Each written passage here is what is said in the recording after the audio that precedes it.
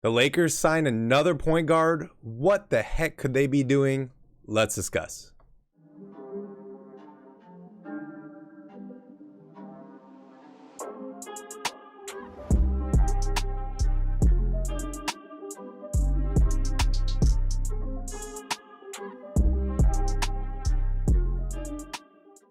What up, ballers? Welcome back to Basketball at the Bar, where the takes are hot and the drinks are cold.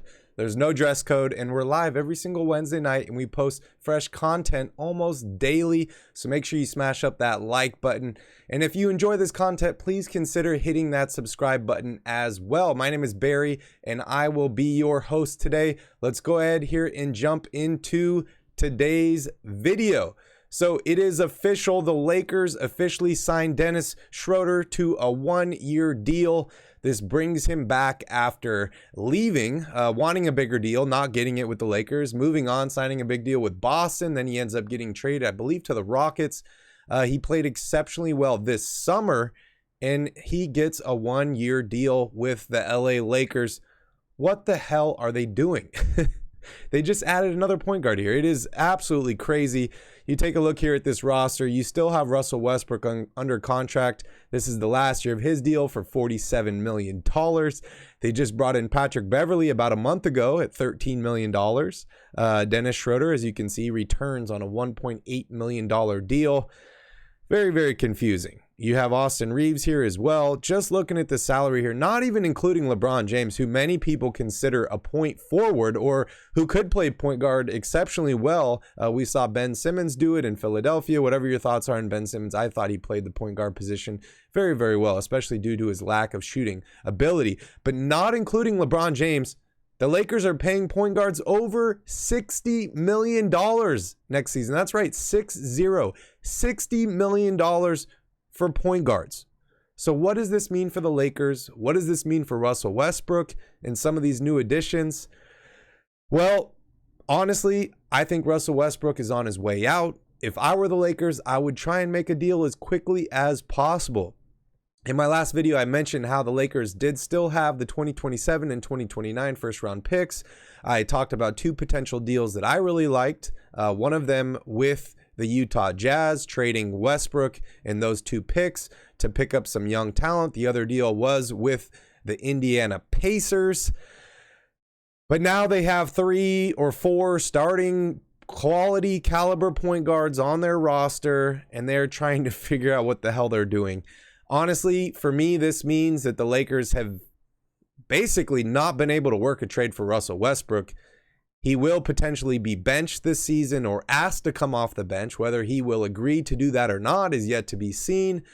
However, I think the Lakers are insuring themselves against whether Russell Westbrook starts playing bad at the beginning of the season and they need to bench him, or if they just decide to go a different direction altogether. So bringing in Patrick Beverley, he brings a little bit more defense. He can shoot the ball, pretty well, not as well as some of these other guys, not including Westbrook, obviously.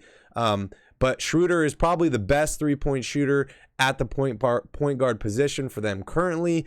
Will him and Beverley play together? Will one of them come off the bench?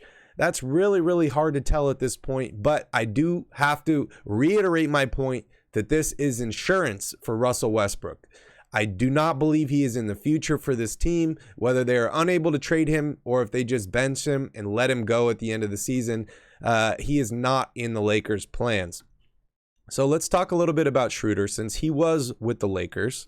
The last season he was, or the only season he was with the Lakers, was the 2020-2021 season. You can see here, the Lakers were coming off an NBA championship in the bubble. They lost quite a few players, including Rajon Rondo and some of these other young guards, veteran guards. They rebound with 42-30. They did not make any damage in the playoffs, and they ultimately, were not a title contender that season. Schroder decides that he wants a contract extension because he played pretty well that season. He averaged over 15 points per game, was effective shooting the ball, and a bunch of other things.